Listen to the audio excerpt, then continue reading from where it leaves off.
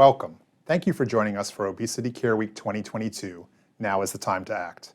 I'm Joe Nadglowski, Obesity Action Coalition President and CEO. Today we have an exciting and insightful discussion planned with some of the most sought-after experts in the obesity community. But before we get started, we'd like to recognize all of our OCW2022 supporters.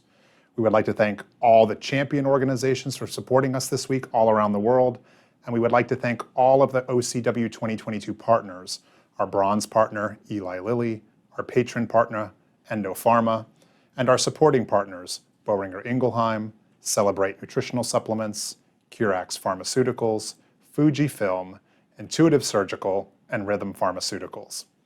Thank you to all of our distinguished partners and champions. Without your support, Obesity Care Week would not be possible. The disease of obesity currently impacts upwards of 100 million Americans and about 2 billion people worldwide.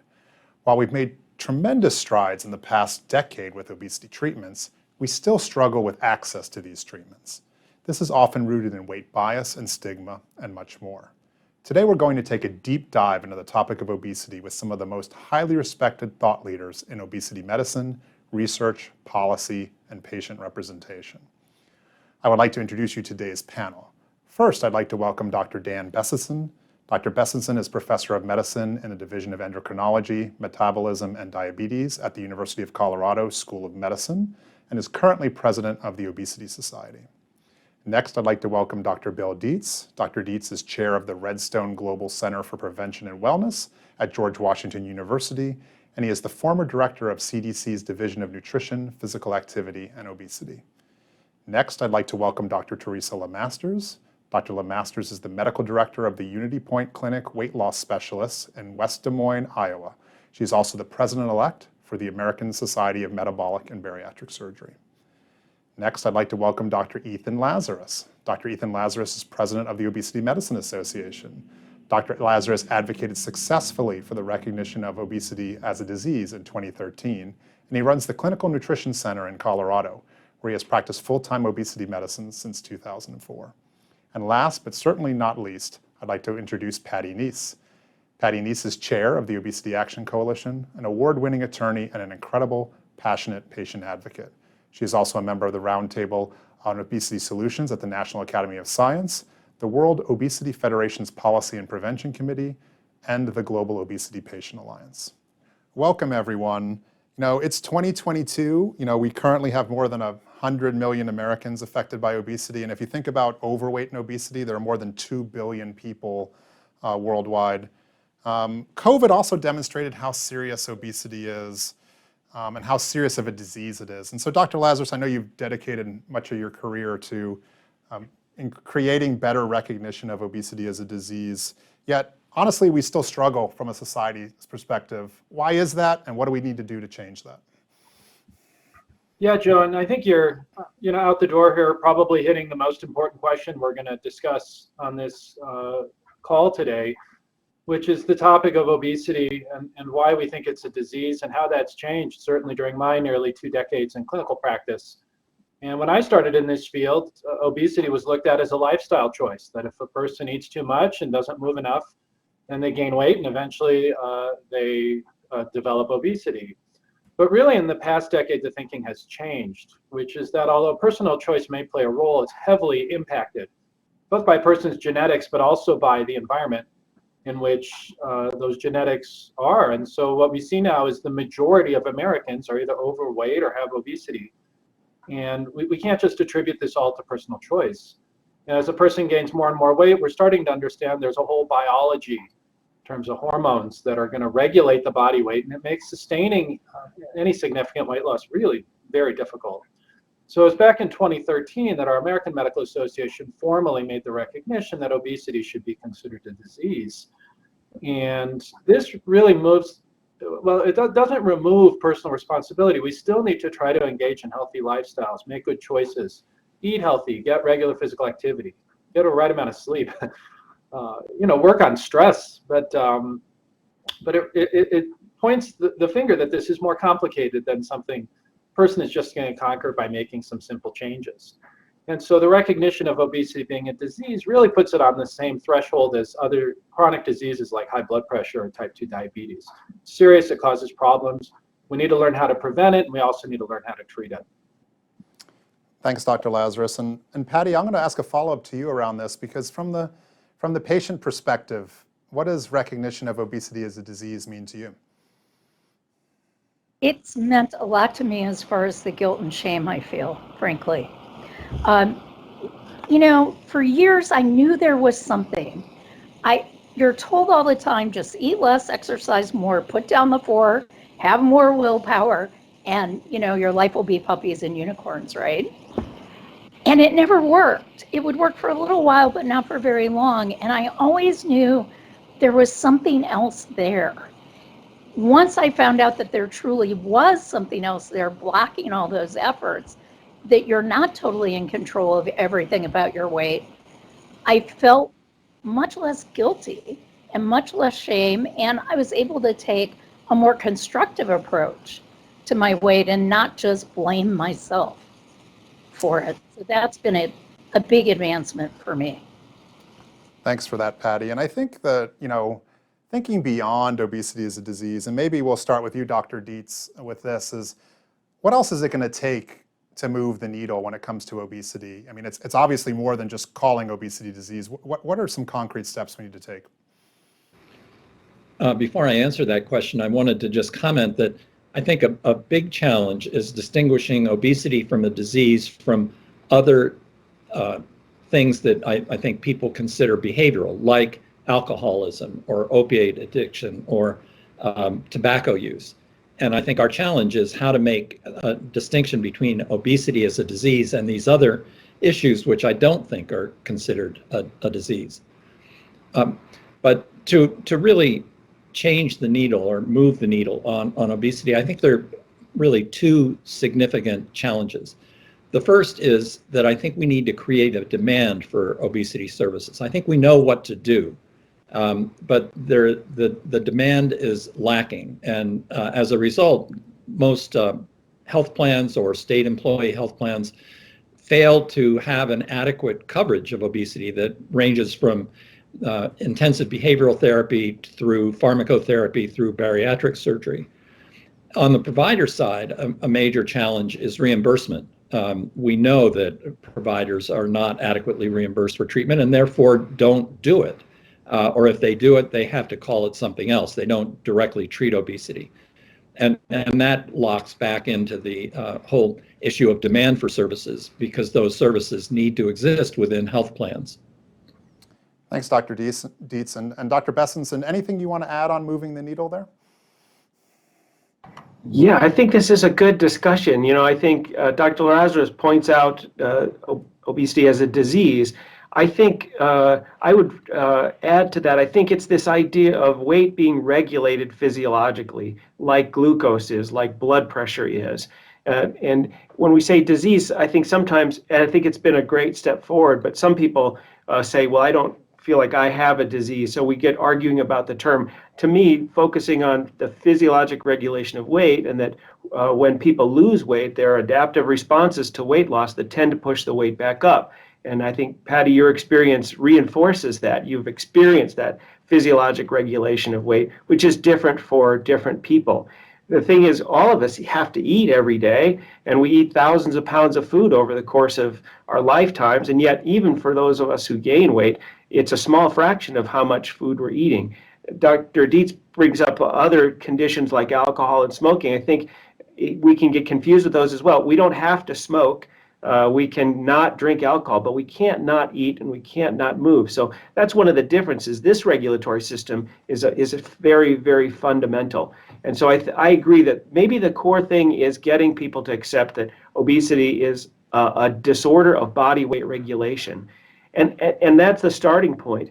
I think then it's getting people who are living with obesity, healthcare providers, insurers, legislators, getting us all, and researchers as well. I think researchers have some work to do to generate the kind of data that answers the questions that insurers and legislators have.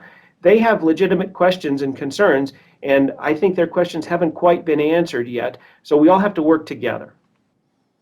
So Dr. LaMasters, I'm going to ask you a follow-up related to this line of conversation, and that is, obviously, as Dr. Dietz says, we want to create demand for these services. And as Dr. Bessesen pointed out, we need to get the right information to insurers and people who regulate insurance. But I think one of the fears you see from insurance companies, employers, government, is that these services are going to be overutilized, or you're going to see suddenly 42% of Americans running out to do this. Now, in your field, in bariatric surgery is not perfectly covered, but it's widely covered, and you don't have that kind of utilization. What kind of arguments do you make around this argument that these services are going to be overutilized or utilized by too many people? Well, I think it's a great question because we do struggle with this a lot. I mean, we only treat 1% of eligible people with the most powerful tool we have. And that's because there's a lot of stigma with this disease. There's a lot of personal bias, healthcare bias. There's so many barriers for people seeking treatment for this disease that the number of people seeking treatment is actually very small. And I would tell them, if you look at any time coverage has increased, we have not seen this rushing for the door. But what I do think we need to do is we need to be able to normalize treatment for this disease.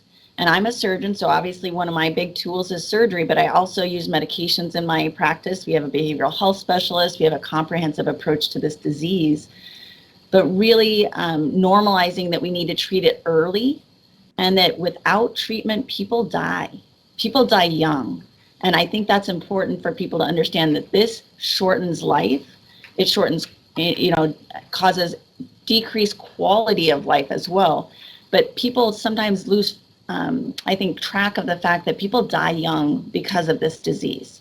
So we need to start treating it much, much earlier. I think we need to be using medications a lot because for people to accept surgery treating a disease, I think we need to have medications that also treat that disease. And that helps them understand the bridge, as Dan had mentioned, between this is a physiologic biochemistry problem.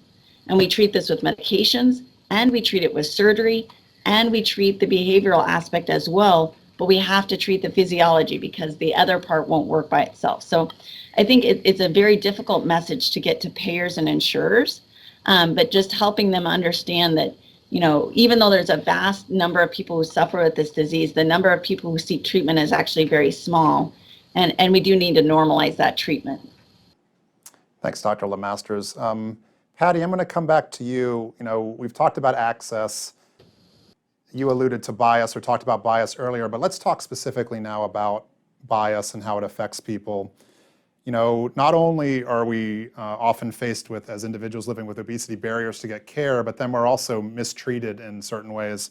And so what would you tell someone right now who is experiencing weight bias, whether it's from a loved one, a healthcare provider, or some other source? What advice do you have to them to help manage that and not be discouraged in their journey towards better health? It's a very hard thing to handle on your own, frankly. And Dr. Dietz was mentioning the lack of a demand for services in this area, and frankly, and Dr. LaMasters alluded to that as well. I think that's all a result of bias. The stigma and bias we face as people with obesity robs us of our voices, frankly. So it's hard to feel even worthy of those services. And especially when you have the drumbeat behind you of all of society saying, eat less, move more, and you'll lose all the weight you want. It's very hard to overcome that. I think the first step, though, is acknowledging that you're experiencing weight bias or being subjected to weight bias. For years, I didn't even see it. I didn't see it unless it was very overt, like somebody calling out of a passing car, you big fat whale, or whatever it was. There have been many different terms used for me over my lifetime. But I think the first thing is seeing it, and seeing it in more subtle ways. Another thing is finding a healthcare provider that isn't biased. It might take time to find that person. It might take 3 or 4 attempts. The Obesity Action Coalition actually has a physician locator that for physicians that treat obesity, that's one thing you can do. Another thing is to learn more about obesity. That's what helped me. Learning more about the fact that I'm not totally in control of everything in my body that regulates weight helped me recognize that I shouldn't be blaming myself as much and shaming myself, and it allowed me to have some self-compassion. I would also tell people it's not your fault that you're experiencing weight bias. It is not you. It's the other person that's inflicting it upon you. And you deserve more than that. You are worthy of more and better. So we'll shift gears a little bit, but maybe with bias in mind. So Dr. Bessesen, we think about research for obesity. What's still needed? I think there's this general assumption that we know everything we need to know about obesity, but is that a form of bias, right? Because have we lost some intellectual curiosity when it comes to this topic? So what's your vision for a future of what good research looks like for obesity care? Yeah, I do physiologic research. I'm interested in how the brain knows what we ate. I'm interested in where nutrients move in the body and how that movement of nutrient in the body helps the brain understand where a good weight is for that body. And the reason I do that research is it will never probably be answered. The system of regulating body weight is so complicated. And I think we're only learning just how complex and integrated it is. I mean, this is one of the most fundamental things that a body does, is acquire nutrients, distribute nutrients. That this is so fundamental. Millions of years of evolution has led to this complicated system we have. So we've learned so much, but the basic mechanisms of weight regulation, I think we have so much basic research to do. And effective therapies grow out of that basic research. And so I think for people who struggle with their weight and those of us who are interested, I think we have to advocate for continuing that basic research, because that's where treatment is really going to come from. But beyond basic research, I think we need applied clinical research. And we have some of that going on now. And now that we have a number of therapies that are effective, surgery, medications, I think there's important clinical research to do, along with the lifestyle area. What really motivates people to make change? How much control do people have over their lifestyle choices? But to me, one of the key pieces of information we need is information that's going to, as we've been talking about, move the needle. Because I think we've been kind of hollering at legislators and insurers. We've been saying, don't you understand? You just need to listen to us. I personally wonder if we need to listen more to the questions they have. This idea of thousands, millions of people are going to ask for therapy. To me, that's a complex thing. Initially, people won't, but if you look at diabetes therapy, 80% of people with diabetes take a medication. And in some ways, if surgery is effective, don't we want to get that surgery to as many people as it will be helpful for? So the reality is these treatments potentially cost a lot of money because there are potentially a lot of people that will be treated. And I wonder if insurers and legislators are wondering, how are we actually going to distribute therapies in a way that's effective and cost effective? Because people want to keep control of our healthcare costs. So there are important, I think, research that needs to be done on who are the people who will benefit the most from different therapies, and how do we deliver them in an effective manner. So I think that's actually a critical bit of research where we need to listen to the deciders. What information is going to make them see this in a new way? How can we do this incrementally in a way that it will gradually expand access to care? Thanks for that. So we're going to shift gears for a minute and talk about childhood obesity. And so Dr. Dietz, I know this is where you dedicated much of your career to, so I'll ask you this question. You know, the childhood obesity rates continue to rise, and for the first time now, we're seeing more interest in treatment for obesity. We have medications, we have surgeries that can be used for children or for adolescents. So there obviously is some skepticism about that though. So what do we say to a parent who's struggling with their child's weight and when they see that the child's starting to have health consequences? What's the best advice you can give to a parent? Well, I think the focus shouldn't be on the child. I think the focus should be on the family and what the family is doing. And when I was actually seeing patients, pediatric patients, one of the tip-offs that there was kind of an uneasy or irregular adjustment in the family was when I asked the parent what they thought was contributing to the weight of their child. They would turn to the child and ask the child. Well, that's inappropriate. That parents need to parent. And I think increasingly that's not happening, that we're in an era in which parents are deferring to children. So this is a family problem. It's not the child that brings the food into the home. It's not the child that is looking for opportunities for physical activity. That has to be the parent's responsibility. Often in families, children with obesity are scapegoated, whereas in fact, the entire family shares the problem of obesity. One of the things that I've been interested in, and I think is an area for much needed research, is what I'll call two-generation obesity. That is, parents who have obesity and a child develops obesity, and how the intervention for that is to think about focusing on the prevention of obesity in young adults who become parents in the hopes that that will prevent obesity in their child. The other problem is, you mentioned that there are medications available, but those medications have not been tested by and large in the pediatric population. And I think there's a real need to do so.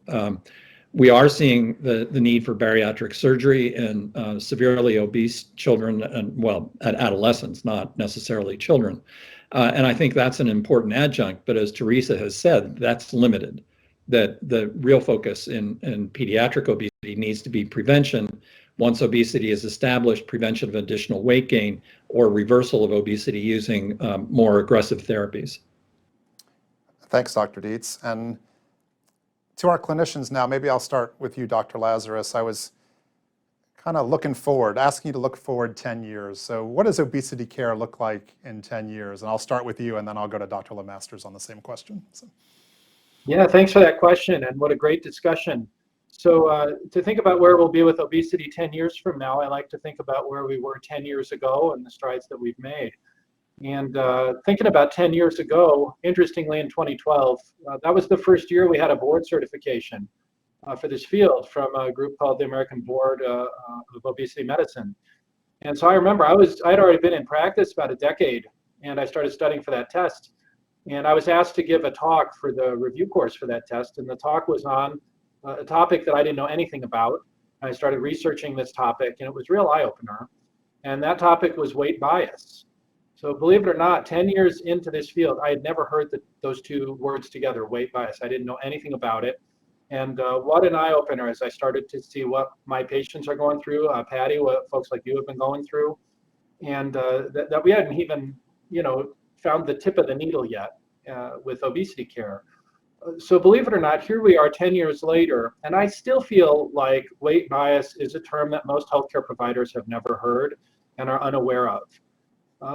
Patients continue to ask their doctors for help or their healthcare providers for help, and the healthcare providers continue, even if they say, oh yeah, obesity is a disease, so why don't you eat a little bit less and push away from the table a little bit sooner? So it's really my hope, my dream that 10 years from now, weight bias will actually be a topic that is taught at medical schools, at residency programs, and that we start to understand that this is not a disease of personal responsibility. I mean, telling a person with obesity to eat less and that'll cure the obesity problem would be like the pediatrician to tell the asthmatic having an asthma attack to try to take deeper breaths. Or telling the person with diabetes to eat less cake. It's just not going to be an effective treatment strategy. And I think if we can get over this hump, that obesity is actually a disease that's not the person's fault, then the healthcare provider can actually engage in a good discussion with the patient. And if the patient asks about treatments, the healthcare provider can talk about intensive lifestyle intervention, talk about healthy eating, physical activity, talk about pharmacotherapy. Another issue that we've had in weight bias is there's a very strong bias against the use of pharmacotherapy, and for that matter, against the use of surgery. So if obesity is viewed as a lifestyle choice, then pharmacotherapy and surgery are both viewed as cop-outs, right? And I hear that all the time from patients. I'll treat them with pharmacotherapy and I'll tell them, look, I think you're a good candidate for surgery. You would have huge health benefits from surgery. The surgery is indicated, and we're only going to get so far with pharmacotherapy. And I really have to educate my patients that surgery is not a cop-out, and the reason to do it is to improve quality of life and lifespan. So look, if in 10 years I can come from not knowing what weight bias is to today, teaching that topic to other healthcare providers and patients, my hope, again, is just that we can percolate that message out to the whole healthcare community so people with obesity get the healthcare they deserve. Thanks for that. Dr. LaMasters, your vision for 10 years down the road. Yeah, I think this is such a great question. Part of why I chose this field and why it's my passion is because we are learning and changing and adapting and growing so quickly. From where we were 10 years ago to where we are now, vastly different. And I also did my obesity medicine board certification, and it opened my eyes. I had an idea that there was more going on than just surgery, but then that really opened my eyes to the physiology and the bridge between medicine and surgery and physiology, and that what are we really doing with surgery. So I think the next 10 years brings us a much deeper understanding of those physiologic mechanisms. My passion and my vision is for a true continuum of care, true neoadjuvant therapy, surgery, adjuvant therapy, comprehensive care of the person with this disease, that we can move to that and that we can tailor our approach. So the other thing is the outside appearance of obesity can look very similar in different individuals, but the underlying causes can be vastly different. And we need to start digging into that so that we can tailor our therapy. If you look at oncology, you don't just treat a woman for breast cancer. You know specifically which receptor she has and what it's sensitive to and which medications will respond to those receptors. And you're able to tailor that treatment plan to the person, understanding their disease at a deeper level. And that's where we need to get to with this disease of obesity. And it is in steps. First step, we have to really, really embrace this as a disease. And it's a physiology problem, it's a biochemistry problem, and we have to really dig into that. And I tell people with surgery, I operate with a sledgehammer right now. I'm just hitting 20 pathways and just giving us the best shot we can. But it's way better when we combine surgery with medication.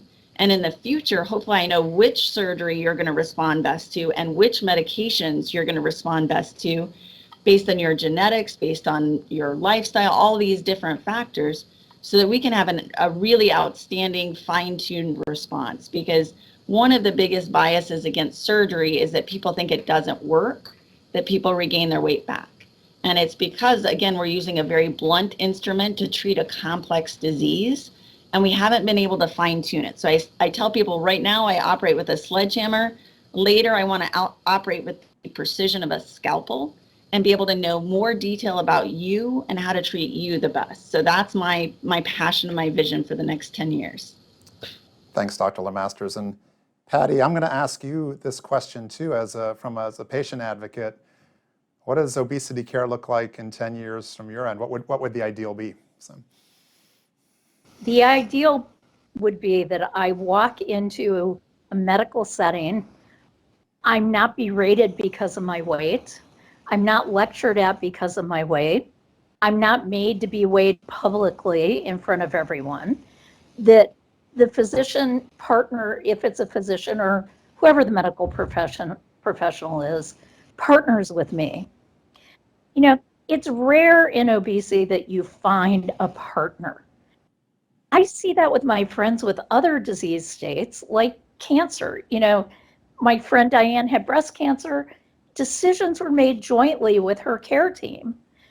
The options were presented. They discussed what would be best, what are the pros and cons.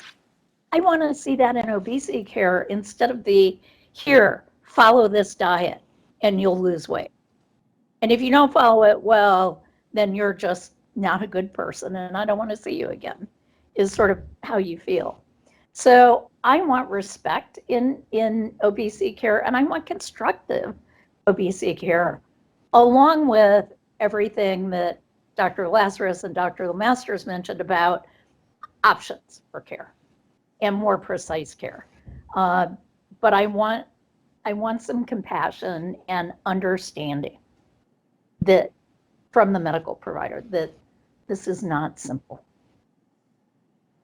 So addressing obesity is going to take both prevention and treatment. I know we've primarily focused on treatment in this conversation, so I want to spend a moment talking about prevention, and I'll ask this to both Dr. Dietz and Dr. Bessesen. You know, at times it feels as if we've been unsuccessful with prevention, right? We continue to see these growing rates of obesity in the US and around the world, but have we made progress when it comes to prevention, and what's the evidence base look like? So maybe I'll start with you, Dr. Dietz. I think prevention is a real challenge, because I think that around the world, people are swimming.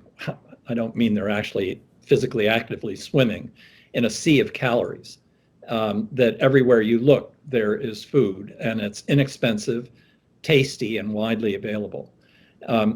My own pet concern has to do with the increase in the consumption of ultra-processed foods, which now account for about 65% of calories in kids in the United States. And recently I realized that the ultra-processed foods and their consumption is associated with an increased intake of obesogens, obesity-causing chemicals like bisphenol and phthalates, which I can barely say. These two things together, I think, are really an important contributor to the obesity pandemic, despite the fact that we don't have great evidence. We know about the ultra-processed foods and their intake, but I don't think we've successfully coupled those with the obesogens. I also think that we spend far more time on treatment than we do on prevention. Much more money is spent on that. We do have some successes at the national level in terms of prevention. We saw a significant decrease in the prevalence of obesity among participants in WIC, 2 to 4-year-olds. And what was interesting about those reductions in weight, which were in response to changes in the WIC package, was that minority populations had greater decreases in the prevalence of obesity than white populations. That's really unusual for what we know about prevention.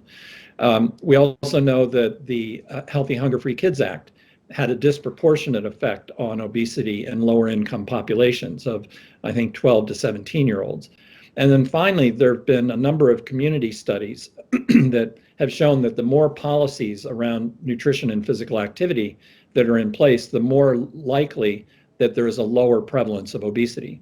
So I think we do know things that we can do. The CDC has the Guide for Community Preventive Services, which is the prevention analog of the Guide to Clinical Preventive Services, has outlined a number of evidence-based strategies for community-based interventions. I don't think we know how widely those have been adopted, and I think that's a significant issue, their dispersal. The other thing that is apparent, and I've been looking at this in terms of the changes in obesity, both in adults and children, in response to the COVID-19 lockdown, is that there has been a disproportionate increase in obesity among both Black and Hispanic populations. And I think that speaks to the lack of access to healthy options and reflects the kind of structural racism that we're all struggling with in this country. And then unless we come to terms with that, we're going to continue to see these very substantial increases in these populations, which are significantly greater than the increases in prevalence in white populations in response to the pandemic. We can't link that directly. We don't have data that links directly to physical activity levels or changes in the consumption of ultra-processed foods, but we know that logically those populations have less access to resources for physical activity and are more dependent, more reliant on ultra-processed foods. Thanks, Dr. Dietz. Dr. Bessesen, your thoughts on prevention? Dr. Dietz is really a world expert in this area. I would just add two small things. One is, I think we focus on food, and that's very important. I think physical activity in the built environment is another important place where prevention occurs. I think physical activity has gradually been engineered out of our life Dr. Dietz emphasized the food environment, but the declining levels of physical activity at work and during leisure time, I think, are also substantial contributors. And I think there's evidence that we can build our environments in a way that gets physical activity back into our lives. I guess the other thing I would say about the health disparities is weight gain in certain populations may be a reflection of the broader problems in society with economic redistribution and people who just are worried about their financial well-being tomorrow, the next day. And if people have jobs that are productive, schools that are going well, less stress in their life, they're able to get sleep, I think healthy lifestyles will follow that. So I don't see the problem of obesity as being separate from the other problems that we face in the broader culture. And I guess the last thing I'll say is why do people eat why do we eat what we eat? How do we move why we move? I think each of us has a sense of what a good life is and what's meaningful to us. And I think sometimes we tell people, you got to do this or you're going to be sick. And I think for behavior to be changed in a long-lasting way, there needs to be what someone would call, Richard Ryan would call, high-quality motivation, meaning it's who I am. I see people who become physically active, and it's not because, well, I have to do this. They say, I am a person who exercises. Somebody who cooks in the home, they say, I cook in the home. That's who I am. And so I think focusing on, as a culture, what are the lifestyle decisions and how do we internalize those into things that's just the person I want to be. So I have really enjoyed this conversation. I'm going to ask each of you one final question, the same question for all of you. And the purpose of Obesity Care Week is to get people to change the way they care about obesity. So maybe each of you can end with giving us one way you think people can change the way they care. So I'll start with you, Dr. Lazarus. Well, I guess if I had a vision for Obesity Care Week, I'd love to see a world free of obesity, right? If we were American Cancer Society, a world free from cancer.